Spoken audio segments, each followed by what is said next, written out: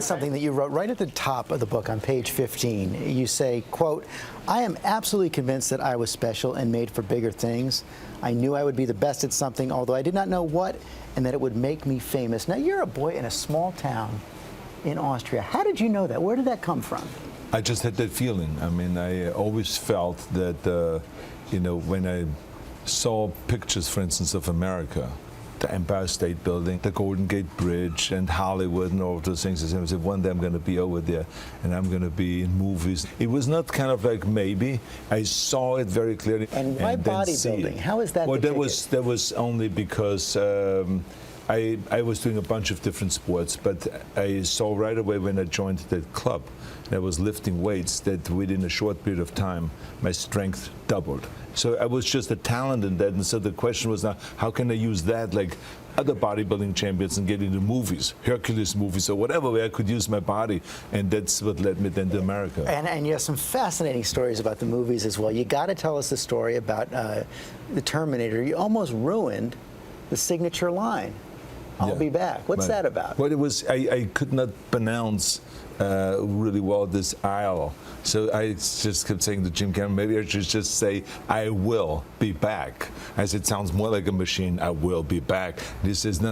He says, look, I don't tell you how to act. Don't tell me how to write. I wrote the line, "I'll be back." So why don't you just say it this way? I said, but it sounds really weird when I say it with my German accent. He says, I don't care. He says, let's just say 10 different ways, and then one will work. And so that's what we ended up doing. And then when the movie came out, I remember I was here in New York for the promotion, and I walked down on Park Avenue, and this one fan came up, and he said, say it.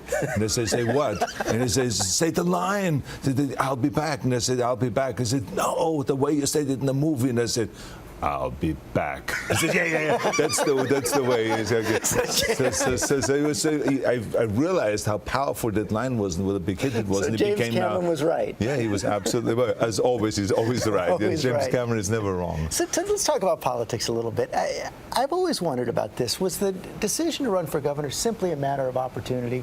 You saw that recall election, or is it something you've been thinking about for the longest time? I think it's a combination of things that I wanted to give something back. So I wanted to get involved in something, and accidentally I got into the Special Olympics. And then when I met Maria and her mother, I really got sucked into the whole thing of Special Olympics. But then I started with the President's Council on Fitness, and eventually did an initiative in California called Prop 49, the After School Education and Safety Act, that gives after-school programs $500 million more. Then the next thing was the recall election. It was the perfect situation. The next thing I knew, 2 months later, I won and I became governor. We only have 30 seconds left. I love one of your rules for success. Stay hungry. At the age of 65, you're still hungry. Very hungry, yeah. I still have dreams, I still have visions. America has been the land of opportunity. I've experienced it firsthand. It is the place where you can come with absolutely nothing and you can get everything, and if you're willing to work hard. And this has been the greatest blessing coming to this country. Arnold Schwarzenegger, thanks very much. Thank you.